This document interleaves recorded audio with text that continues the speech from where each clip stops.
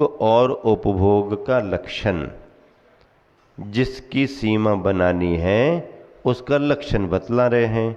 क्या लक्षण होना चाहिए? देखो, भुक्त्वा परिहातव्यो भोगो भुक्त्वा पुनश्च भोक्तव्यः उपभोगोशन वसना प्रवृत्ति पांचेन्द्रियो विषयः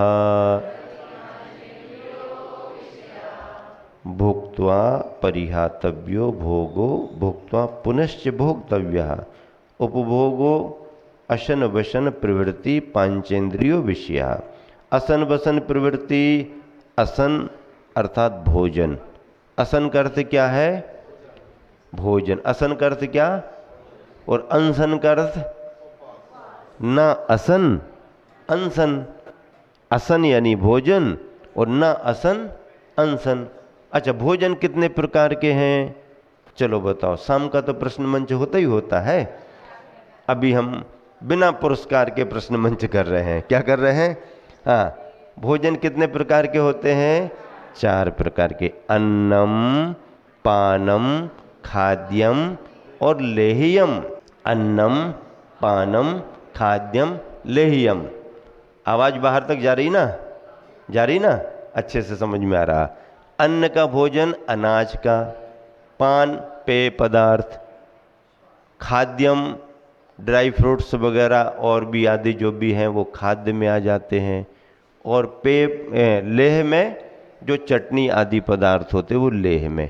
ये चारों प्रकार के, हाँ रबड़ी चटनी वगैरह, दूध की चटनी अपने महासागर जी महाराज जी वो उनका शरीर वैसा बलिष्ठ था ना, बलिष्ठ है तो वो अब निष्पक्ष सागर महाराज हों, महासागर जी महाराज हों तो संघ के बाहुबली महाराज माने जाते, मजबूत शरीर वाले। तो वो जरा इस तरीके का आहार लेते थे। तो उनसे कहते क्या लेते हो आप? बोले ज़्यादा कुछ नहीं लेते, दूध की चटनी लेते हैं क्या कहें? दूध की चटनी। ये लेह में आ जाते हैं। तो अन्नम, पानम, खाद्यम, लेह्यम, ये चारों प्रकार के भोजन को जो छोड़ता है, पानम में पेय पदार्थ के साथ पानी भी आ जाता है, पानी को भी रात में जो छोड़ देता है वो चारों प्रकार के आहार का त्यागी माना जाता है। यही सही रात्रि भोजन त्याग का नियम है।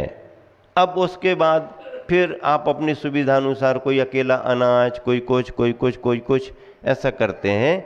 ये शॉर्टकट रास्ते हैं, मेन रास्ता नहीं है। मेन रास्ता तो पूर्ण रूप से चारों प्रकार के आहार का त्याग। और अगर कोई व्यक्ति रात में चारों प्रकार के आहार का त्याग करता है और 1 साल का भी यदि चारों प्रकार के आहार का त्याग किया तो अपने यहाँ तो केवल रात्रि भोजन का त्याग ही कहा, जैनेतर ग्रंथों में उसके लिए 6 महीने का उपवासी माना है। 6 महीने का उसका उपवास मान लिया उन लोगों ने, उनके विशेष ग्रंथों में ऐसा कहा गया। तो इस तरह से ये असन अर्थात भोजन। अब एक व्यक्ति ने हमसे तर्क कर दिया, बोले महाराज जी ठीक है, ये बात आपकी समझ में आ गई, आहार और अन्न पान खाद्य ले इन सबको छोड़ देना रात्रि भोजन का त्याग है। अगर ऐसा चारों प्रकार के आहारों को किसी ने छोड़ दिया तो वो रात में बीड़ी सिगरेट पी सकता क्या? क्या पूछता है वो? चिलम वगैरह बीड़ी सिगरेट पी सकता है क्या? हमने कहा ऐसा क्यों पूछ रहे तुम? इतना बड़ा त्याग कर दिया तो काहे को पिए? बोले पीने की बात नहीं है, अगर मान लीजिए कोई पीता है तो फिर वो कौन से आहार में आएगा? अब क्या पूछ रहा? कौन से आहार में आएगा? अब हम भी सोच में पड़ गए, आहार में कौन से? अन्नम, पानम, खाद्यम, लेह्यम। अब चारों में नहीं जम रहा, चारों के बाहर निकल रहा है। तो फिर कहने लगा महाराज जी अगर किसी में आ रहा हो तो फिर उसका निषेध करें, और अगर नहीं आ रहा हो तो फिर आप बताओ। तो कई लोग ऐसा तर्क कर देते हैं कि जिसका समाधान तुरंत उसकी परिभाषा में तो नहीं मिलता, लेकिन समाधान उसका यही है कि जो व्यक्ति इतनी उत्कृष्टता से चारों प्रकार के आहारों का त्याग कर रहा है, वह तो ये जो धूम्रपान आदि है ये एक तरह से व्यसन बन जाते हैं, एक तरह से बुराई की ओर ले जाते हैं। तो इससे तो वो पहले ही बचेगा, इसका त्याग तो वो पहले ही करेगा। अब उसका तर्क ये था, अगर मान लो किसी ने नहीं छोड़ा तो फिर उसको कौन से आहार में ग्रहण करें? भाई भैया बताओ, हैं? अब हंस रहे हैं यहाँ पर, नया तर्क आ गया। क्यों सुनील, बताओ भाई, कौन से आहार में ग्रहण करें? नहीं कर सकते ना, परिभाषा में फिट नहीं कर सकते, लेकिन प्रेरणा ये है कि उसको निषेध ही करेंगे कि इतने बड़े त्याग का जब भाव किया है तो इसको तो आप पहले छोड़ो। असन चारों प्रकार के आहार का त्याग। अभी इस बार शिविर लगा था, कुछ नए नए भी आए थे शिविरार्थी, इस बार कुछ नए आए थे, बहुत से पुराने इस बार नहीं आ पाए, लेकिन नए जो आए थे उनको नए नियम दिए। प्रारंभिक अब शिविर अटेंड कर लिया, 10 दिन का हो गया, ये तो एक पाठशाला हो गई। अब साल भर तुम्हें क्या क्या करना है तो उन्होंने नोट कर लिया, इतना ये करेंगे, ये करेंगे, ये नहीं करेंगे, ये नहीं करेंगे, तो वो यहाँ से नियम लेकर के गए। अब वो साल भर उसका अभ्यास करेंगे, फिर अगले साल आ गए तो आगे बढ़ाएंगे। कई बार आने की भावना होने पर भी कई लोग नहीं आ पाते, कुछ नए आ जाते हैं, ऐसा तो होता ही है। कोई सूचना दे करके आते हैं और कोई बिना सूचना दे करके आते हैं। आज रविवार है, आप सूचना दे करके आए, कल शनिवार था, कल बहुत सारे बिना सूचना के आ गए, तो कल भी रविवार जैसा लगा और आज भी रविवार ही माना जा रहा है। अभी देखो प्रमोद मानेकर जी हैं, इंजीनियर की पोस्ट से रिटायर हुए हैं, बहुत अच्छे स्वाध्यायी हैं। हमारे निश्चय सागर जी हमारे बाशिम के चतुर्मास में अलग से समय सार का स्वाध्याय करने के लिए आते थे, अलग से उनका ग्रुप था और 8, 10, 15 लोग मिलकर के आधा घंटे का टाइम निश्चित किया। समय सार जैसे बड़े ग्रंथ का स्वाध्याय करने की रुचि और उतनी पढ़ने की क्षमता भी, तो उनको अलग से समय भी दिया। एलक जी ने भी खूब सभी के लिए अच्छा मार्गदर्शन दिया, सभी ने नियम लिए। मतलब महाराष्ट्र कहने से ऐसा नहीं सोचना कि तुम्हारे मध्य प्रदेश में ही सारा धर्म है, ऐसा भ्रम नहीं पालना, नहीं। आचार्यश्री की प्रभावना पूर्व पश्चिम उत्तर दक्षिण सब तरफ फैली हुई है। हाँ, सूरज निकलता है तो भले ही पूर्व दिशा से निकलता है, लेकिन निकलने के बाद उसका उजाला तो 10 दिशाओं को प्राप्त होता है, सभी दिशाओं में जाता है। आचार्य श्री भले ही अपने जीवन काल में सभी प्रांतों में ना भी पहुंच पाए हों, लेकिन देश का कोई ऐसा कोना नहीं है जहां पर आचार्य श्री का नाम ना गया हो और आचार्य श्री का नाम ना लिया जाता हो, और आचार्य श्री की चर्या को पसंद सभी तरफ किया जाता है, उनके विचारों को सभी लोग स्वीकार करते हैं। तो इस तरह से ये है। अब पहुंचना तो उनके बिहार के क्रम पर रहता है, कहाँ कहाँ पहुँचे कहाँ कहाँ नहीं पहुँचे वो बात अलग है, लेकिन आचार्य श्री के विचारों से, उनकी चर्या से सभी लोग प्रभावित रहे। अपना ही देश नहीं, भारत देश नहीं, भारत देश के बाहर विभिन्न देशों में, अरब कंट्रियों में भी आचार्य श्री को मानने वाले बहुत लोग हैं। जो भारतीय जाकर के बसे हुए हैं वो, और गूगल पर सर्च करके, और आचार्य अभी जब प्रधानमंत्री प्राइम मिनिस्टर नरेंद्र मोदी ने आचार्य श्री पर लेख लिखा था, समाधि के बाद में प्रधानमंत्री लेख लिख रहा है एक दिगंबर मुनि आचार्य के बारे में, कितने बड़े मतलब एक अपने गुरुवर के लिए, उनकी तपस्या के लिए कितना बड़ा उनका समर्पण था। उन्होंने लेख लिखा, भाई श्रद्धांजलि 2 मिनट की दे दी, औपचारिकता कर ली, वो तो बात अलग होती है, लेकिन इतने भाव से वो जुड़े थे कि उन्होंने बाद में आर्टिकल लिखा, और वो उनका लेख 420 अखबार मैगजीन्स में छपा, सब भाषाओं में, सब तरफ 420 प्रकार के अखबार अथवा मैगजीन्स जितनी भी पत्रिकाएं निकलती हैं, सभी ने प्राइम मिनिस्टर नरेंद्र मोदी के उस आचरण पर लिखे गए लेख को अच्छे से छापा।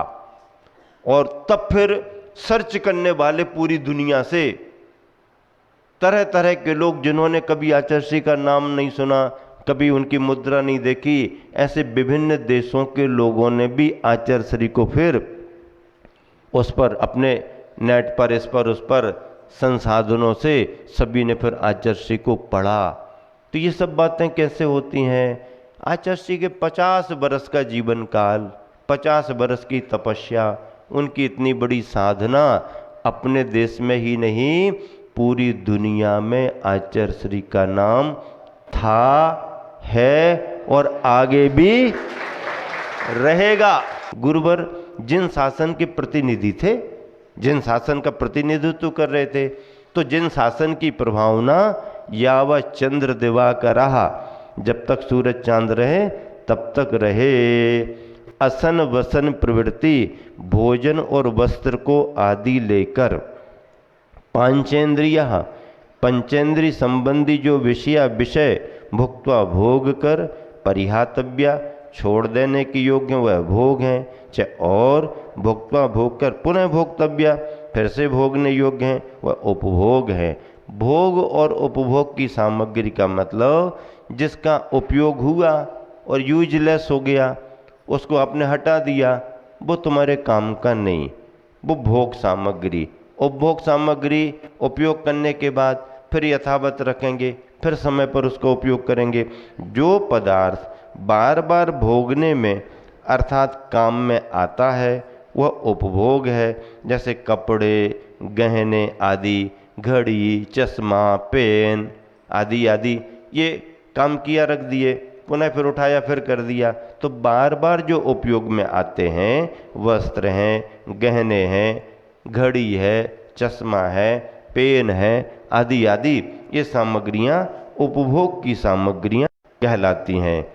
और जो पदार्थ एक बार भोगने के बाद फिर भोगने योग्य नहीं रहता, उपयोग करने योग्य नहीं रहता, वह भोग की सामग्री। जैसे भोजन, कोई भी आइटम आपने लिया, दिख रहा बहुत अच्छा है, उठा करके मुंह में रख लिया, उसकी प्रकृति बदल गई, आपको स्वाद मिल गया, अब उसके बाद में अरे अरे बहुत अच्छी चीज़ थी, ये तो गलती से आगे निकाल के रखो, ये तो शाम को उपयोग करनी थी इसको तो अब करोगे क्या? वो तो गई, परिवर्तित हुई, फिर आप उसको देखना भी पसंद नहीं करोगे।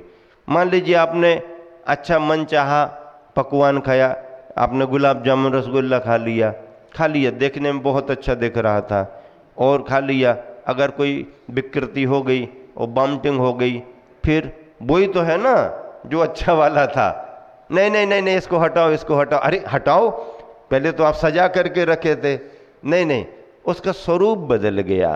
तो ये क्या है? एक ही बार उपयोग में आने वाली वस्तु। जैसे फूल है, आपने फूल सूंघ लिया, माला बनी है, आपने माला पहन ली, अब माला पहन ली, अब वो सुबह से शाम तक आपके काम आ गई, निकाल के रख लो, अगले दिन फिर पहन लो, एक हफ्ते तक पहन करके रखते जाओ, या अपनी उतार करके शाम को कोई आया है तो उसके सम्मान में उसको पहना दो। अब उसको पता ना पड़े तो बात अलग है, पहना दो, लेकिन पता पड़ जाए नहीं नहीं ये हमारे अब काम की नहीं। तो ये एक ही बार, भोजन, माला आदि आदि, ये एक ही बार उपयोग में आते हैं, इसलिए भोग की सामग्री है और बार बार उपयोग में आने वाली उपभोग की सामग्री। ऐसी दोनों प्रकार की सामग्रियाँ जो हमारे पंचेंद्रीय विषयों के साधन बनती हैं, पंचेंद्रीय के विषयों की पूर्ति करने में कारण बनती हैं, इन सामग्रियों की सीमा का निर्धारण करना, घंटे, 2 घंटे, 4 घंटे, दिन, 2 दिन, 8 दिन, 15 दिन आदि आदि जो भी है, ऐसे ये नियम कहलाते हैं। देखो नियमों का तो बड़ा महत्व है भैया, कोई भी किसी भी प्रकार का नियम ले उसका बड़ा महत्व है, लेकिन भूमिका के अनुसार लिए गए व्रतों का, नियमों का आकलन होता है। क्या होता है? हाँ, भूमिका के अनुसार आकलन किया जाता है। अब अगर पुरुरवा भील मध्य मधुमांस छोड़ रहा है, उसकी भी प्रशंसा है। अगर मान लो खदिरसार भील शरण्य का पूर्व भाव का जीव, वो पूरा मांस भी नहीं छोड़ पाया, आखिरी में महाराज जी ने भी उसको छोड़ा ही नहीं। आ गया है ग्राहक तो काय को छोड़े, ये नहीं तो ये नहीं, ये नहीं तो ये नहीं। अंत में कहा अच्छा जो तू नहीं खाता वो छोड़ दे। बहुत विचार करने के बाद कहता कौआ का नहीं खाते, कौआ का, हाँ तो कौआ का छोड़। कौआ का छोड़ने में भी उसकी परीक्षा हुई, लेकिन उसकी भी प्रशंसा की गई। और अकेला कौआ ही का तो छोड़ा था, काय की प्रशंसा, काय का नाम लिख दिया उसमें।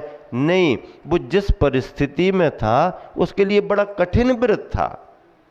आप जैन कुल में जन्म लिए हो तो तुम्हारी चर्चा अलग होगी, वो निम्न कुल में आदि जंगलों में था, उसकी चर्चा अलग होगी।